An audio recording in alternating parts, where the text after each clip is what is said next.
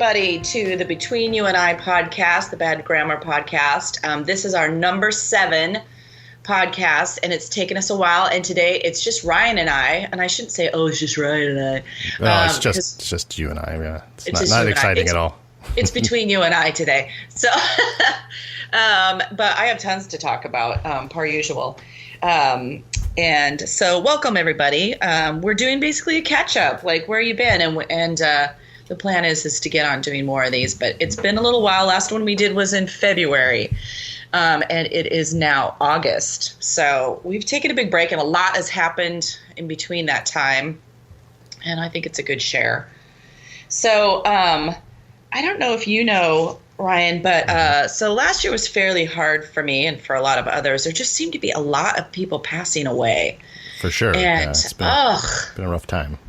Yeah, like a deluge. At one point, especially with musicians in the world that I don't know, at one point, like on Facebook, I think I saw I don't know who it was who clicked it for me. Maybe it was David Bowie, and because there'd been so many people before that. But I was like, you got to be kidding me. Or Prince, I was like, what the hell's going on? Like, there just had been so many people. I'd love to know what's up with this year, or if it's significant.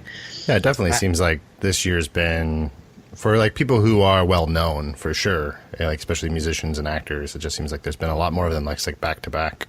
Yeah. Like crazy. And I've had my own passing. So this year was a sad year. The bass player of my first band, Hammerbox, James Atkins, passed away from cancer, esophageal cancer. And it's hard in general. When I was in my 20s, I knew folks who passed away. There was more of the folks, during the chaos year, 27 passing away from usually drug overdose. And I knew a few folks who passed away, but I wouldn't say I knew them, but I wasn't as close as their friends, Mia Zapata or Stephanie from 7 Year Bitch, larger scale, Kurt Cobain, but I did not know him. But so, I probably didn't feel the pain that their close friends did, but I knew them and it was happening in my world. And it wasn't until...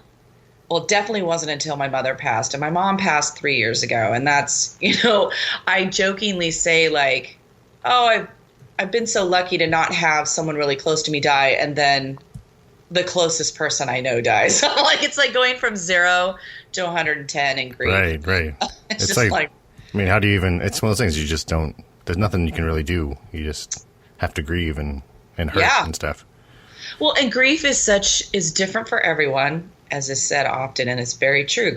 People process grief differently, and there's a lot said about the path of grief. Like denial and then anger and all sorts of stuff. But everybody grieves differently. You might go from one to the next, back to the other phase, to what have you. But that one, my mother passing was, I think, is. Other than knock on wood. Okay, I'm really getting ahead of myself, but knock on wood, nothing happened to my immediate family, being my husband and my son. That's probably the worst, Right. Yeah. Nobody wants that. Nobody wants that. Nobody's looking forward to that, and it's going to come. But I personally had things around my mom's passing that I clung to or believe in enough that kind of shored me up a bit. There's definitely all kinds of processing you don't think about. It's having someone who's known you your whole life or witnesses your whole life and gone, and all sorts of deep thoughts like that you don't realize you're going to think about. Like, I didn't think about the fact that Ryan's not going to grow up with my mom, my son, and I hadn't, I'm going to have to explain her probably and remind him of her because she passed when he was 6. Right. So this is something I hadn't thought about. Anyway, so there's lots of layers, and it's 3 years ago. I'm doing much better. I have a very deep. I'm probably more of a metaphysical believer person, and so I have things that I believe in that really help me out in that arena, and have helped me process grief or her passing. But this year, James passed away. And then my stepfather passed away. And I think, on top of just my mom passing, it was just all of a sudden, I personally fell, I think, in that grief, I should say, that grief caught up with me. Right. And got compounded. And I ended up taking, I don't know if you know, I ended up taking 2.5 months off from work. Yeah, I remember you mentioning that you were taking some time off. I don't remember the exact extent, but yeah, it definitely seemed like it was an important and the right choice, thing to do. Yeah. And luckily, Wirestone, where I work and you've worked in the past, we're very gracious. Mm-hmm. And we're a very absolutely get out of here kind of thing. Like, go ahead, get out. And so I'm very grateful for that. And I'm grateful for that time. But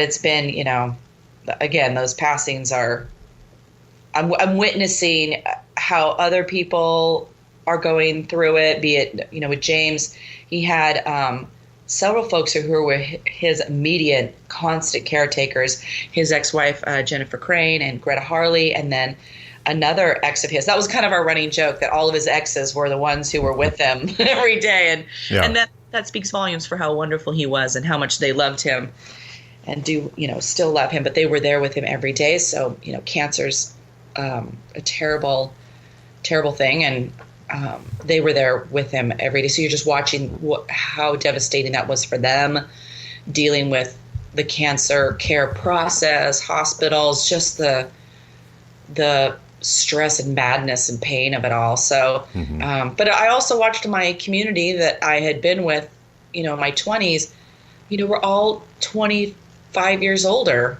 And it was beautiful to watch people rally around James and help make sure he felt he had a place to live and bills paid for, and that hopefully it was, we took care of. That's not something he would need to worry about.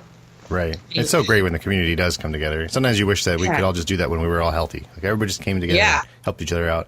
But it's still, it's a powerful thing when people recognize these challenges and come to support each other.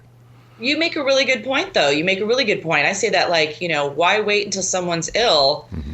Come together. Now, I've had conversation with friends like, why don't, for all the people I've been in bands with, they've all had kids, but we don't all hang out together. Like, my kid isn't being raised with their kids. And why are we living so separately? Like, my closest friends live far away from me. Why aren't we grouping together and living in the same neighborhoods and being closer together right here, right now? And I think out of these experiences, people are doing that. They have those revelations and are reaching out more. So, like with James passing, like, I contacted our drummer I hadn't talked to in a good 15 years, and it was wonderful to talk to him and having conversations with people that I hadn't before. And now we're having very deep, frank, loving conversations. And, we did a 2-night concert for James to raise money, and it was everyone's saying it was like a rock and roll reunion, and it really was. Like, it was Hammerbox got together, our band, and 7 Year Bitch, and Rachel Flotard fronted the Gits. They hadn't played since the passing of Mia. It was powerful. Celine got up and did with other friends, got together and did 7 Year Bitch music, Alcohol Funny Car, all sorts of people. And it was wonderful and beautiful. And watching the audience who loved those bands come out and rally was pretty powerful. Yeah, that's fantastic. I mean, it's so great to get everybody together and remind everybody what it's all about. It's like having a good time playing music. Yeah, exactly. And talking, like, we hadn't really all been talking. And so I think that those conversations continue on. And so, I think that I found it really hard when James passed, when he got ill. I saw him lastly at the concert, and then he, from what I gather, I think was much more reticent to see people. I would call Greta and say, like, she's like, if you're going to come, you should come see him. And then it would be like, oh, he's not, he doesn't want to see anybody, or he's not or he's exhausted, he's ill, he's exhausted. And, the weekend he passed, I just, I couldn't get myself to go see him. And Greta was very kind and gracious. And by the time the weekend he passed, by the time he was in the hospital, he was unconscious. And so she was very gracious because I felt guilty. I felt like I should go be there. I should be there when he passes. And I got overwhelmed and couldn't go. And she was like, be with your family and think about him and, love him from there, from the safe confines of your house and your family. And I really appreciated that because I think I felt bad, It's guilty. A hard thing. I mean, it's like you can't, sometimes it's just difficult to make that decision, but I think it is right to be with your family. I mean, it's definitely the person's in your thoughts, and that's enough, I think, in a lot of ways. So, just be like, dude, I'm thinking about this person all the time, and that makes a big difference in how they made a difference in my life. It's something you can't, even if you're in the same place as somebody else, it's like you don't really share that, Yeah. So, well, thank you for saying that. I do think I do believe when people pass that none of these burdens are with them, that they are feeling great. We are left behind to feel our feelings. So that's the unfair thing. I think they're doing a lot better than us. They're like, I'm all good now. You guys can suffer. Fully. Like, why are you still crying? Knock it off. And I'm like, it's not that easy. It's definitely not easy. It's so hard when you just come to the grips. You're like, I can't ever see that person again, and they were so important to me. Right. Yeah. There's all that lingering or any regrets or anything like that. I had when the weekend my stepfather passed, and his passing was, we knew it was coming. I had good things around that as well. Like I saw him. I flew to the Tri-Cities, which is where I'm from, where he was, and I flew to the Tri-Cities the week before he passed purposely to see him, and we just had the most lovely exchange. He had dementia, and he had sort of, he'd always had kind of chronic fluid in the lungs and things like that. And, he was 82.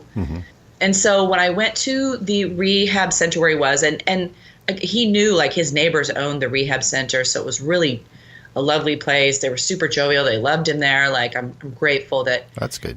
It was really, it was a good place, which I'm glad. And, I sat with him, and his dementia was, I think, and he just was tired and run down, but he was very peaceful,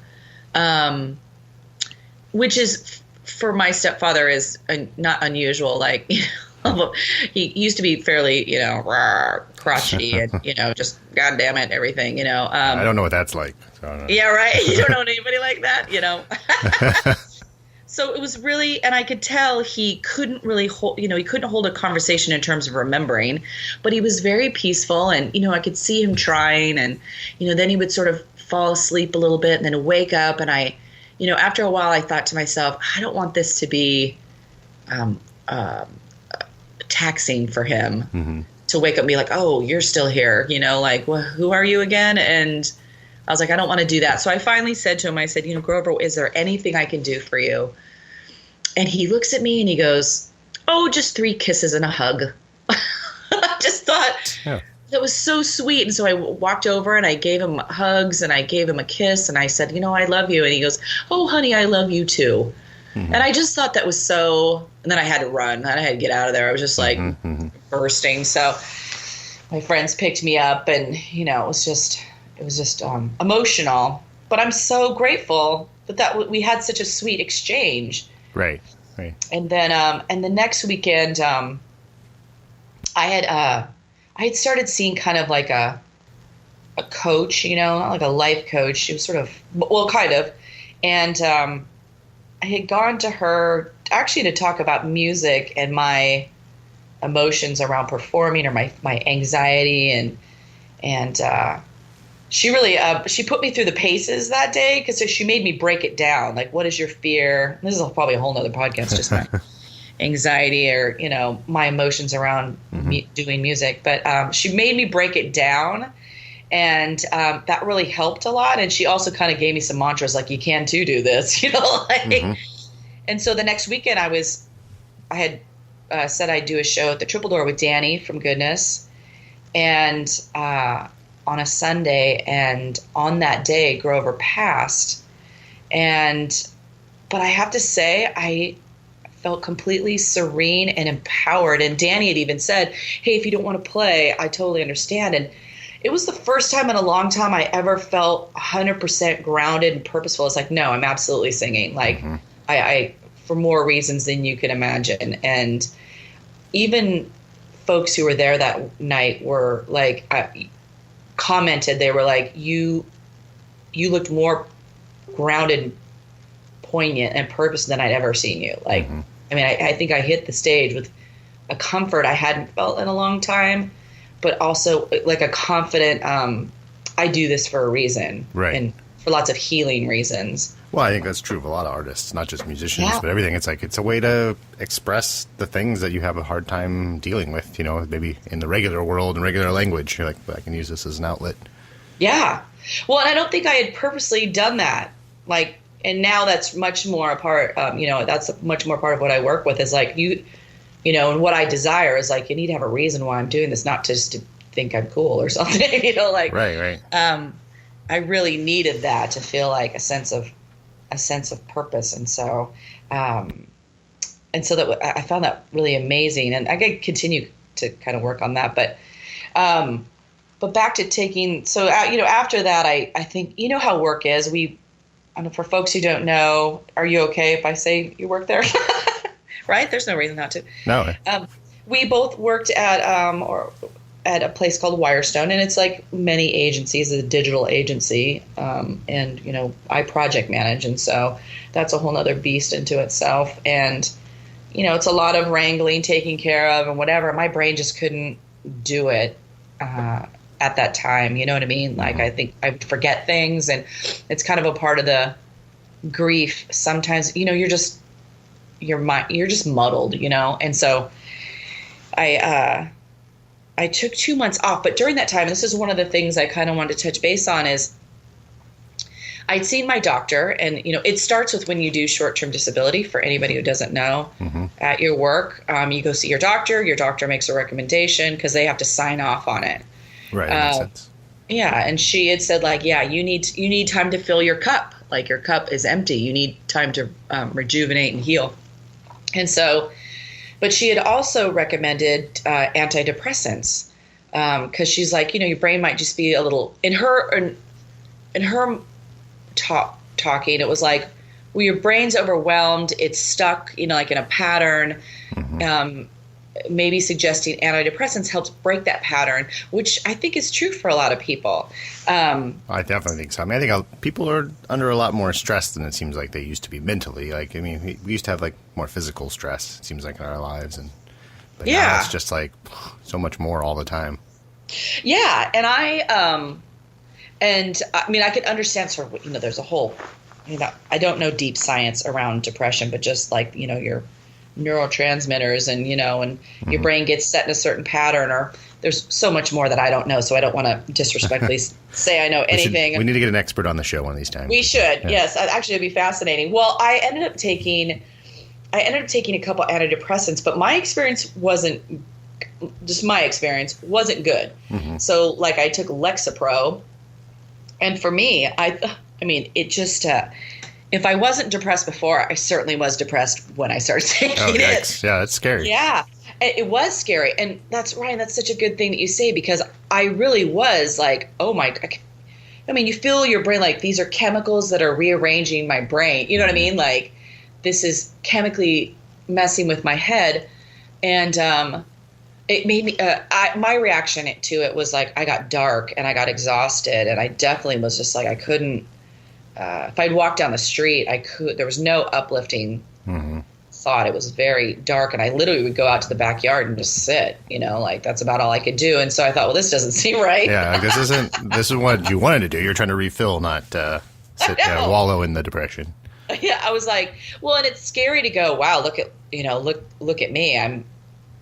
It was scary to feel what my brain was doing, and I was like, well, this isn't right. This is supposed to help me out. And people say, and I don't know, you know, oh, it takes 4 to 6 weeks for it to kick in. But my mind was like, do I have to feel like this for 4 to 6 weeks? Yeah, I would hope not. Yeah. I took antidepressants for a while, but I mean, I'm off them now. I probably shouldn't be, but that's another story. But I remember it. Yeah, I remember it actually helping not right away, like, but not basically not really feeling any effects for a little while, and then it's starting to like slowly get a little bit better. Right. But it wasn't like I felt like terrible when I took them, so it was probably the right medication for me. Right. And I reached out to people, I did the Facebook thing. That's the one thing I guess I like about Facebook is the reaching out to whomever can see your message. But saying, hey, has anybody else had this reaction? And I got a deluge of like, oh, interesting. Yeah, like there was a group of people who took Lexapro, hated it too. But then there was other people who were like, it works for me. And then there was a group of people who were like, well, it takes time. And it might be like a couple years before you find the right combination. And I thought, right. Are you effing kidding me? Like, who's got 2 years? Like, yeah, not everyone. And I've heard like sometimes the case with a lot of like the drugs for help, like with brain chemistry, that like either they work or they don't work. So, I mean, at least there's that. So, like if it's not working, pretty quickly. And if it is, that's good. Yes. Yeah. Well, I just was like, I got to ramp off of this. And then I went, and during this time, FYI for others, at least the short-term disability group we have Unum, so funny. I used to work for the Seattle office for Unum when I was 30. It was probably the first corporate job I ever had. I was like a receptionist. So it was really funny to like, oh, I'm using Unum. But I have to say, it was not dealing with insurance companies. It was not fun. Has it ever been fun to deal with insurance? No, I'm sure it's not. But I just found, I kept saying to my husband, I go, I feel like the old lady on The Incredibles, where I'm getting the runaround. In the middle of, a depression or anxiety, I'm getting the runaround. I'm getting quizzed. Mm-hmm. Like every couple of weeks they'd send forms to my doctor. I have to go see my doctor. And then they're like, are you sure you don't feel better? Are you sure? Can't you go back to work? Like, you're supposed to be better by now. Come on. Oh, my God. Well, it was so maddening because my doctor was like, no, my recommendation is August. I was like, nope. Protocol is like every 2 weeks we're checking in. And I said to them, I go, you're making this harder, right? Like, yeah. Not that the person on the phone has any bandwidth to say, oh, you're right, let me change that for you. Yeah, they got a strict rules and policies and procedures they got to follow, and they don't necessarily help people be healthy. Yeah. I think that's the hard thing, too. Like, now that more people have insurance now, but I feel like there's less coverage, too, thanks to the new kind of healthcare stuff. So I'm like, it's great that we're having better national mandate to get more people healthcare, but I think the insurance company's response to that was like, well, we'll just make it more difficult to get your money. Exactly. I was like, what exactly? Nothing's covered here? Like, so, I mean, I did the dance, and once I figured out there was a dance, and, it was funny, when I talked to someone, I was like, oh, so is this the protocol I'm going to have to do every 2 weeks? And it's like they hesitated to say yes, like they shouldn't. And I was like, oh, you don't want me to know that? Mm-hmm. Like, this just seems weird. So, I did the little dance, and I love my doctor because she was so like, this is, effing ridiculous. And I'm like, yep, look, we're doing a bureaucracy dance. And so anywho, that's just something I wanted to toss out there for anyone who's going through that. But I got off of this stuff, and during this whole time too, I mean, I was feeling, I have to say, like wiped out. I literally think I would just get up, make coffee, and go sit in the backyard. Mm-hmm. And then my doctor then suggested Prestique and handed me like, a free box of it. So this is kind of my other thing too, is that it's kind of doled out pretty easily. Mm-hmm. And I'm like, you're doling out chemicals that mess with my brain pretty easily. This is my brain we're talking about, people. Yeah, it's so easy to get medication samples and stuff, it seems like. But I mean, I guess that's good and bad. There's not anything. I mean, it's nice that we have the access to them. We can try them, as opposed to not having any of these things. Exactly. Like, I don't want to be someone for those who need it. And I definitely know friends who were like, it's working for me. Mm-hmm. And I was like, amen. Like, I would not profess to say I know. And I'm not Tom Cruise. All right, people? Like, I'm not. I don't know. I mean, it's working for people. That's great. In my case, I took that, and that had different side effects.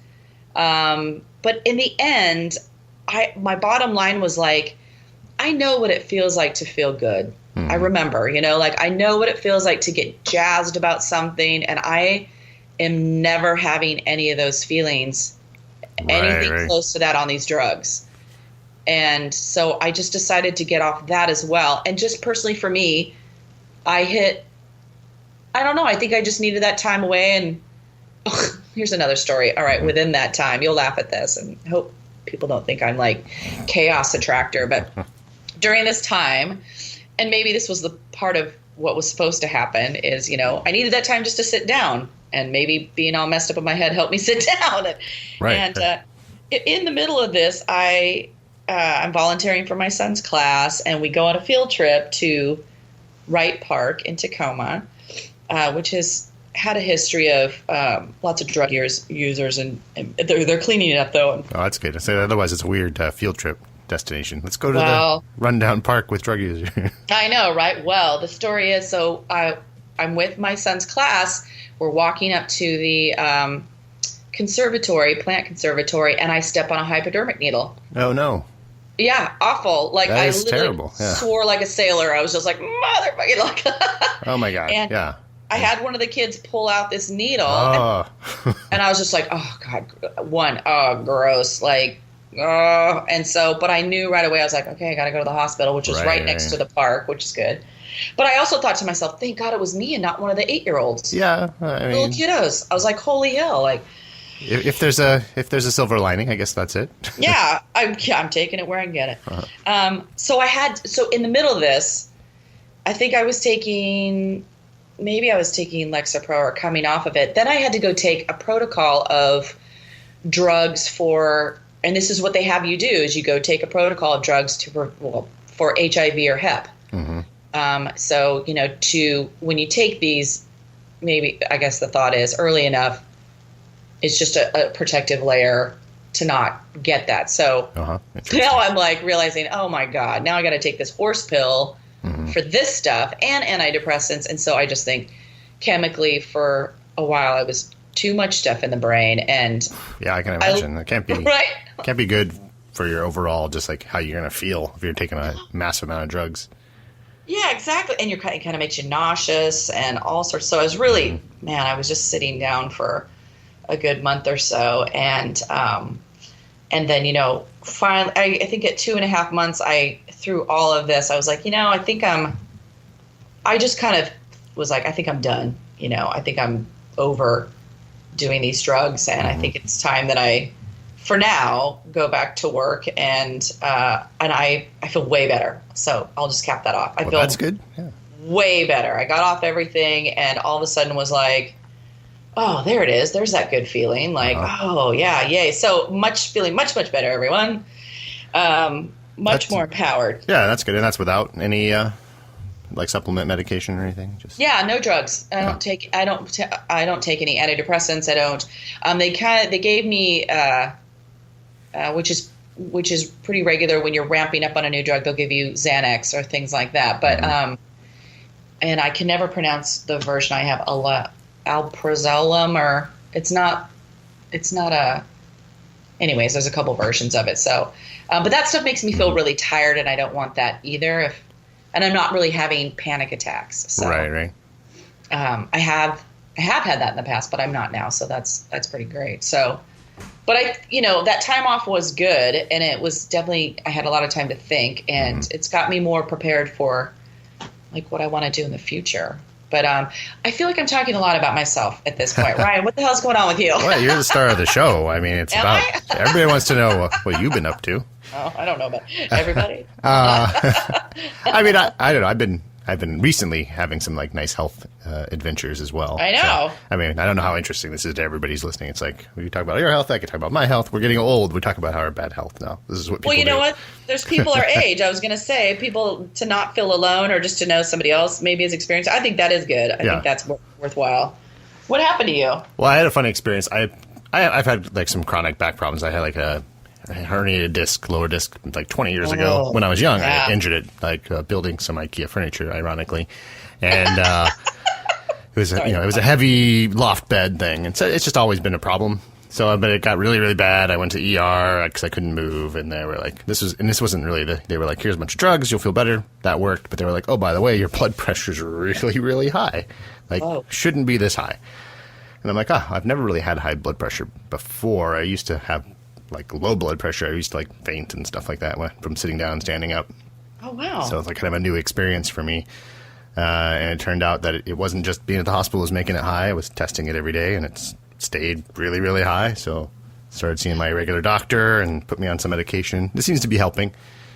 Oh, but good. It was kind of one of those things, though, where I'm sitting with my doctor and we're going over the symptoms, and she's like, okay, well, you got, how about headaches? I'm like, yeah, I've been getting headaches recently. And I'm like, oh, and I've got spots in my vision, and I've got these other things. And she's just like, this is a huge list of terrible things. Like, you're on the cusp of like a stroke or a heart attack. Like, it could happen any moment right now. And I'm just like, that's not what I want to hear, Yeah. So you're just like, you're like, crap, I'm glad I'm here. So it's like, all right, what can we do about it? And it's the usual stuff. Like, well, here's some meds that'll help, but definitely get healthier, lose weight, exercise, eat better. Yeah. The stuff do you meditate? I do. I used to meditate a lot more. I've gotten back onto it. It's kind of funny. I actually even like wrote one of the first apps I wrote for, like, it was for Windows Phone or for Windows, even though I should have done it for iOS, was a meditation app, because I was really big into meditation. And then deviated from my path, because I got into this weird habit of every time I'd meditate, I'd think more about my meditation app. I'm like, oh, I could do this to improve my app. And it's like, that's not what meditation's about at all. That's so messed up. That's so like today, you know what I mean? Yeah. Like, oh, the tech guy, of course, can't meditate because he's building the app. And so. Yeah. So you're like, oh, it would be better. Yeah. It'd be to have some ambient sound or maybe some guided meditation sometimes when you need it. You're like, that's so messed up. So I managed to just put that aside, shelf that project entirely, and just went back. Now I'm just doing regular meditation. Oh, that's good. Yeah. That's good. I don't know. I always think, getting meditation in there, just calming yourself, just sitting still and helping your body slow down and get some peace can't hurt, right? No, it's always a good thing. Yeah. Sure, it's not the solve all, but it can't hurt. I'm definitely meditating every day, and I do a specific meditation to kind of wash like any negativity out in the world or any negative self-talk or anything not useful to me, just like letting it go, just because I don't need to be making life harder for myself. And, I think we're both, I don't know if you feel like people who think too much and, kind of find their minds just constantly whittling away at some problem. Mm-hmm.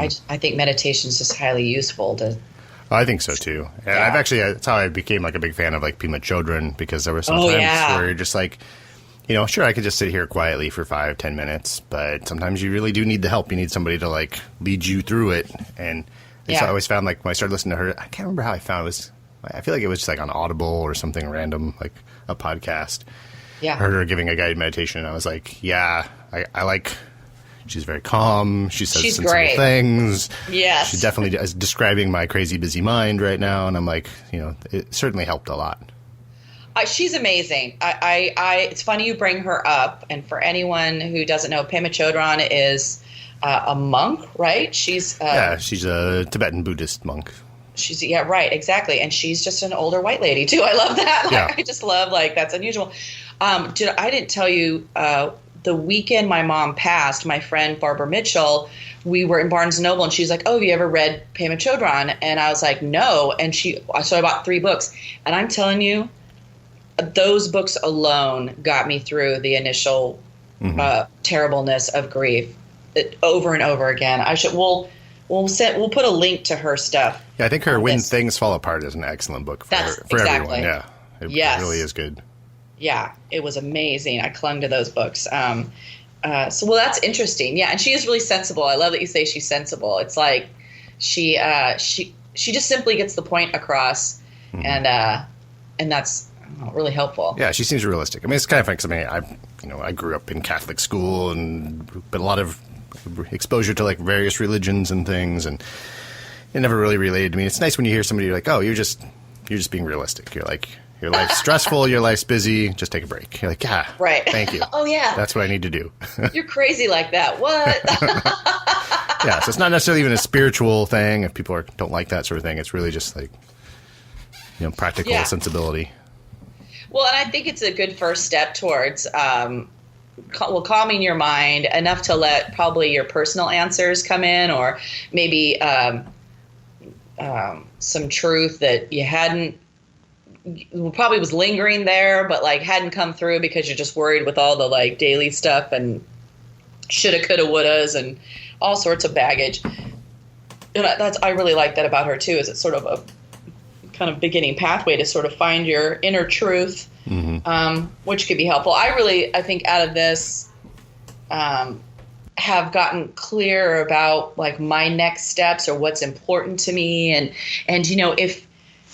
especially with friends and family passing, you realize you're like, okay, I've got a finite amount of time on the planet. What am I doing with that time? It's an important realization, because I think when you're young, of course, you're going to live forever and you're invulnerable to everything. And then you kind of hit a point where you're like, oh, crap, I will die. Everybody dies. So what do I want to do with my life? Exactly. This has probably been coming for a long time, but this year, I turned 50 this year. So congratulations. Thank you very much. I'm half a century. I will be. I keep saying like I'm already 50, but September 24th, I will turn 50, half a century old. I love saying everything in half a century, quarter century, just because it seems so. It sounds a lot bigger than, doesn't it? Just 50. Majestic, right? But it's definitely, and midlife. I think we've talked about midlife is such a interesting time, and I feel like there's a ton written about it. I don't think there's so much written about it, or it's like defined for people about like midlife's a real thing, and it's not necessarily the guy buying a Corvette and getting a younger girlfriend. It's so much more. It's such a turning point. Well, it's that when you realize there could be fewer years ahead than there were behind you, and you're like, oh, this is not a comfortable feeling. Yeah, exactly. And I think it starts sooner than people think. I think mine started kind of in my late 30s. It was the first time I ever looked backwards.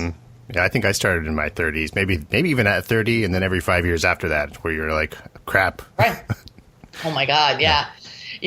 And so this year in particular, but it feels more empowering. Like, I'm not afraid to be 50. I'm certainly not a vain, like, oh, I want to look young forever. I was like, none of that stuff is there for me, but definitely some desire and work towards, we need to be getting to what we really want to be doing, and a lot of that for me is returning and healing things around music, really finding what what I truly love to do. And so the kind of work that my heart really responds to is helping others, but we're like mentoring. If it's younger students with music, or like I have volunteered for the Rain City Rock Girl Camp or the ladies camp they do. So it's women who are, 20 to 80 doing music often for the first time. And I, supporting them and sharing info with them and that's great. Cheering them on. That stuff really does it for me. And so this year I've decided, a couple great things have happened. And again, I'm sure we could have a whole podcast on this woo-woo stuff, but like, I'm a big, like, law of attraction, metaphysical manifester, kind of like these are things that I believe in and work and do, and we can kind of get into that. But like, I definitely have sat down like in meditation to dig out, like, what do you truly love? What would that look like? And how do we like go get it? Because to me, like, quote, manifesting things isn't that you passively sit by. It's, the balance between like, get clear in your head about what you really, really love, and then take some steps, and then see what happens. Because I'm a huge lover of synchronicity, and my whole life has been full of crazy town, love it, synchronicity, like shit showing up, and I love that. That's the way life works often. Yeah. It's like you can't. Sometimes planning is hard. Sometimes the accidental things are what makes it great. Yeah, and why not have some magic in the world? You know what I mean? Like, the world could use some magic and happiness. And, oh, my God, I got what I wanted, and it showed up out of nowhere. And so when we moved so my husband and I, Orion moved to Tacoma. We're celebrating our 1-year anniversary in Tacoma. Awesome. Yeah. And when I got here, I think I had started thinking about all this even a year ago about what would, teaching and things like that. So I said, oh, there's alternative high schools here. School of Theater and Arts, there's School of Science and Math, and there's a new one called IDEA, which is the Institute for Industrial Design and Art. For high schools. It's free, it's public. So somebody told me about SODA and said, hey, they have adjunct teachers, musicians who come and teach. You're not like, I don't think you're regular staff, but you can come and teach a class. So I was like, ooh, I want to do that. And sure enough, this year, I put together a class and sent it to God knows who at SOTA. Like I was just giving, again, Facebook, thank you. This is what you're good for. Reached out to people and said, who knows anybody at SOTA? Like, somebody give me names. Yeah. Somebody does. And so I took those steps and emailed off like this class proposal. And lo and behold, I got Paul, who is the head of the performing arts part of the music part of SOTA. And he's a huge Hammerbox fan. Like, oh, nice. Humongous. And so him and I had a great lunch, and he was like, and he just made me feel so great. He was like, I think not only would you be an asset to the school, you'd be an asset to Tacoma. And I was like, wow, that's not saying a lot for Tacoma. No, I'm just kidding. No. Tacoma's amazing, though. Tacoma is a magical place, even though it has some crazy town to it. It is amazing. It has great collaboration. But I was like, wow, I needed to hear that, I think. For sure. I mean, you're definitely an asset, too. I mean, you're a talented person with a lot of stuff to offer, so, I wasn't begging for a compliment there, I swear to God. But anyways, him and I talked, and sure enough, he said, hey, I would love to have you teach like an advanced performance class. So I get to do that starting this year. So I'm really excited about that. My husband also started working for the school district as a emergency sub. Oh, cool. And he suggested to me like, hey, you'd like that too. And I've just started getting clear about some things that I want to do. I've put together a lunch with about 10 women who are musicians that I know, because I realize after having a great conversation with Naja Monique is in Miragloss here is a band in Tacoma with Del Brown, and I can't remember their other band names, but they're a band from here that's doing really well. And her and she does amazing hair, I will say. So she cut my hair for me. And during this like haircut, her and I had almost an exhaustive conversation about music and the things that happen in music. And it was so helpful, like just nourishing, just to talk to another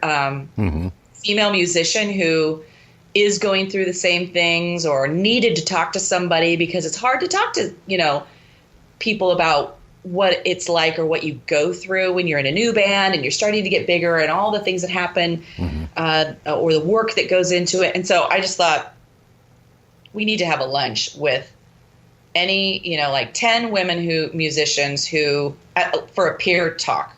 Right. It's a good idea. Together. Yeah. So we're doing that August 27th, and there's about 10 folks who hopefully can make it and just shoot the shit about art and the making of it and the things you want to do and the weird shit that happens or the weird people and the lovely people. And so I figure I just was thinking that would be really nourishing for me. I didn't have that in my 20s. I didn't reach out to people, let alone have like close girlfriends or anything like that I could share any of the good times or bad times. So I just thought, well, again, it turning seems like 50. a female artist support group seems like a good thing anyways. Well, even pretty male or female anyways, just because from the standpoint of you're going to get weird fans. And you got to have a way to like, how do you deal with well, I mean, weird people? Shit.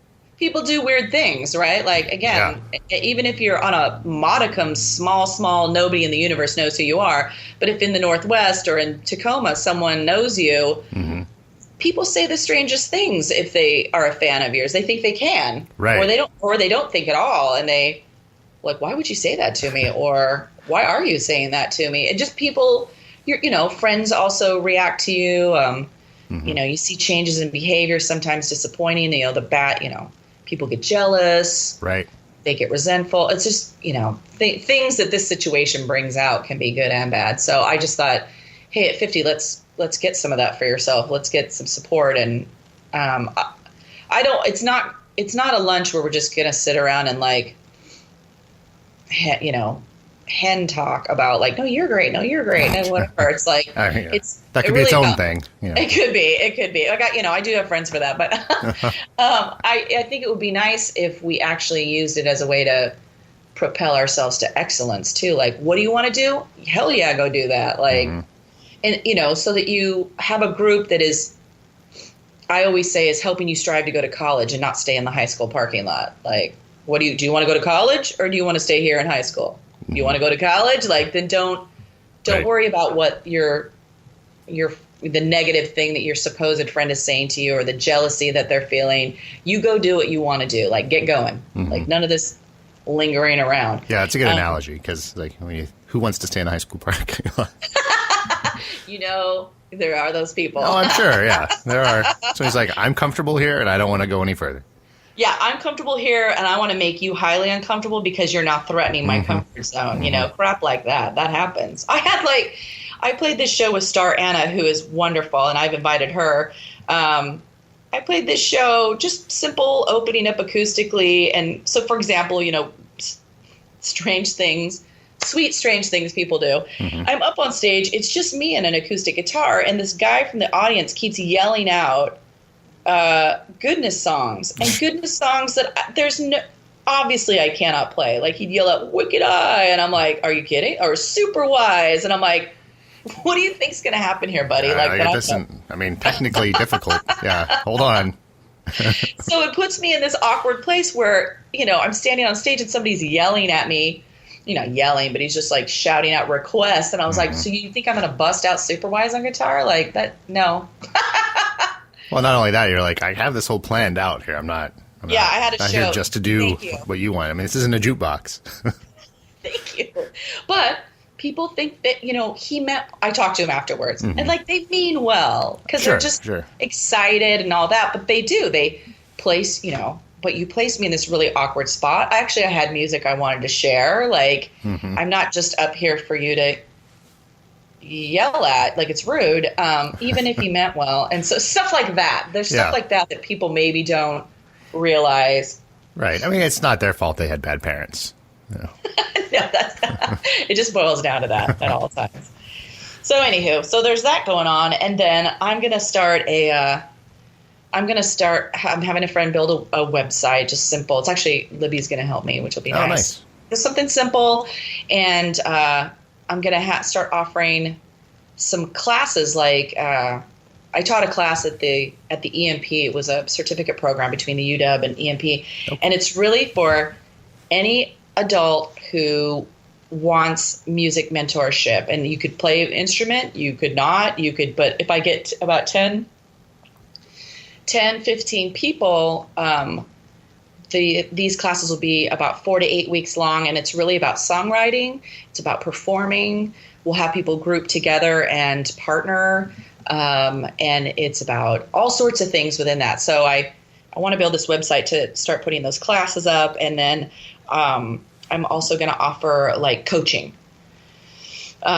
for creativity in general, but life in general. But I'm starting with my wheelhouse. Like, I'm starting with coaching around music and creativity. But truthfully, I'm really open to anybody who just has a goal in mind, but they're feeling really stuck for whatever reason. Well, that's so great. I mean, who doesn't need it? And if they can get it from you, that's pretty great. Well, and I go see a life coach. Like, I love seeing a coach. I've seen counselors or therapists.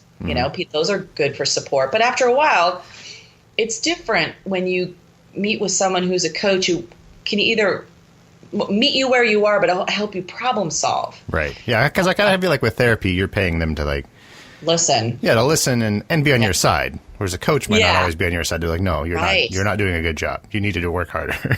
Oh, for sure. Like my one of the ladies I saw, Jamie Lemon, thank you, Jamie, who literally made me break down my fear. It was almost like I felt like I was having a tantrum when she made me break it down. Like I was in tears. She was like, well, okay, you have this fear around a little bit of fear around performing or agoraphobia or whatever. And so let's break it down. Like, and she literally was like, can you sing? I was like, yes. Do you like singing? Yes. Yeah, no. Have you done it before? And I was getting more mad. The more she asked me questions, like, yeah, shut up. Like, and she was like, okay, you need to her, she was like, you need to mantra your brain in the right direction. She was like, I want you to say, we dug in deeper too, like just the feelings of probably just fear and all that. She's like, you're loved and supported.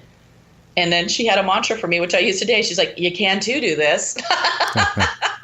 You can too. You're going to have to make, it goes back to my mom passing. And again, the main parent, it's like, you're going to have to move into a phase where you now 100% do this yourself. Mm-hmm. And there's something really deep, at least in me, that emotionally needed to hand off the baton to myself and say, you can too do this. And maybe your mom's not here to say that to you. You have to say that to yourself now. Yeah. Like, you can too do this. And it's crazy how much that's helped. I can't imagine. I can't imagine why that would help. I know, right? Like, it's something, but stuff like that. Sometimes the obvious stuff is hard too, when you're like, especially if you're struggling, it's like where you're like, I do need to believe in myself. I mean, yes, that seems crazy when you have to remind yourself that you need to believe in yourself, but everybody does, It's so easy to be disheartened or challenged or just stressed out and not think that you're not good enough for things. I think the negative thoughts come easy for everyone, Yeah, good point. Good point. Well, I also think we often look for our solutions outside of ourselves, mm-hmm.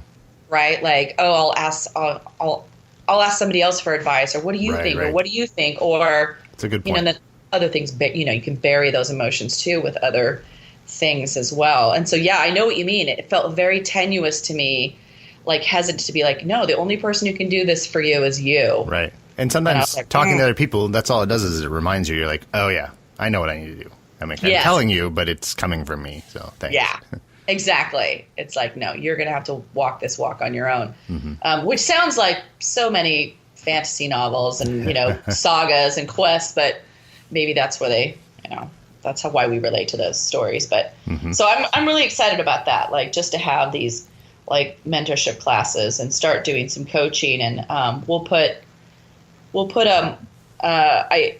we can put my email up, because I wouldn't mind just starting that now. I'm going to have folks can either contact me via email mm-hmm. at carrie.ockrey@outlook.com. And then I've got cards and stuff that I'll pass up, but it'll be fun to put up like the website and contact info just to see what happens too. Cause I don't know, Ryan, like, I don't know if nobody will call or if a deluge of people will call, or that's part of the scary movement forward, but also the exciting, like, okay, it doesn't have to like blow up overnight, and mm-hmm. but you probably don't want 1,000 people to show up overnight. Right, exactly. I might be like a little, oh god, yeah, got good problem to have though, mm-hmm. Be a good problem to have. So we shall see. We'll put that stuff up. Yeah, I think that's exciting, because it's a lot of opportunity, and you can see how well it goes. Yeah. Yeah, definitely. So Howard, I want to get back to you, because mm-hmm. I often have to say, I listen to these podcasts and I was like, God, Care Bear, you talk really fast, you talk a lot, and why don't you shut up a little bit? Like, I don't know. You've got a lot to say, though. That's the thing. Like, you got a lot going on in your life all the time. I mean, we haven't even talked about like the new band stuff, and oh my God, you got a lot going on. But thank you. We can talk about me if you want. That's fine. Well, yeah, I just get really excited. Yeah, just everybody knows mm-hmm. I've run into problems with friends who are like, like, I was like, I just get excited. You're passionate. That's the important thing. Thank you very much. I'm a Renaissance gal. But Ryan, what's going on with you, man? It's maybe not nearly as exciting or as interesting. So the health stuff's been fun, but mostly just been working a lot lately, because I'm in the startup life right now. Yeah. How is that? What's that like? It's great, actually. It's a great team. Everybody's like super talented. It's nice working with people who are a lot smarter than me. So I kind of really enjoy that. A lot of PhDs and people, and it's a topic that I wasn't an expert at. It's like what I do. I mean, I'm just doing front end development design, which is what I do well, but the whole concept. And let's just say you are super smart. So a super smart person needs to be with other smart people. So I'm done. It helps. Yeah. I like being around smart people. So I kind of enjoy that aspect of it.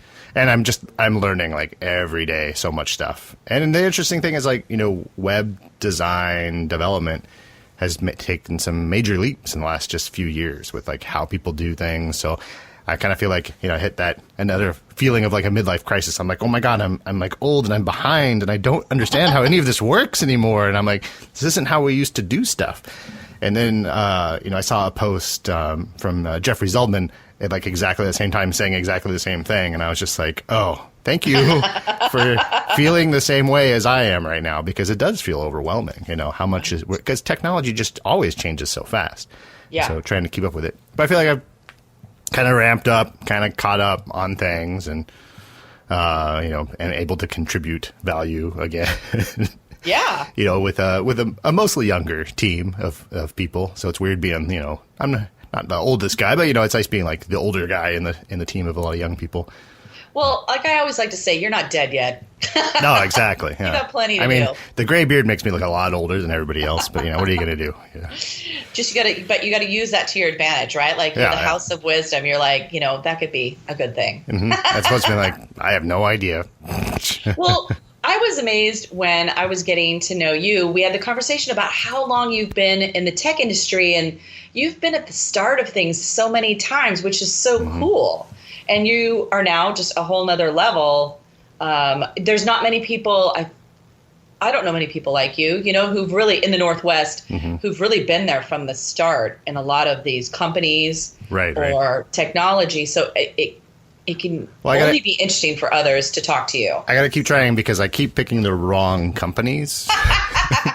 Like it's always like, I talked to Amazon when there were like 10 people and they were in the Pike Place Market area or something like that, and I said, you guys are crazy, and then they turned out to be really well. Whereas the startup I picked, did okay, but I didn't make it rich at any of the ones I've been at. So that's too funny. So I got to keep at it. I'm like, one of these days, one of these has to work. I mean, it's just it's how the odds should work out.